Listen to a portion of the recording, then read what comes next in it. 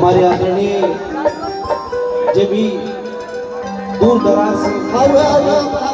जे भी लोग आई बा सब कोई के हम प्रमोद प्रेमी सबके हार्दिक अभिनंदन करता है। और आज होली मिलन के कार्यक्रम हमारे बड़े भैया प्रेम शंकर यादव जी के यहाँ जिला गोपालगंज में आप सबके प्यार पावे खातिर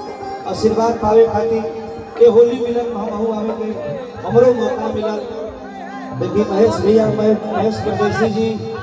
सुमेर भैया दिल्ली से आए बड़े हमारे त्रिपुरारी बाबा को स्वागत अभिनंदन में होली में ये मंच पर तमाम हमारे मित्र भाई करना सभी लोग को स्वागत अभिनंदन। और सुमेर भैया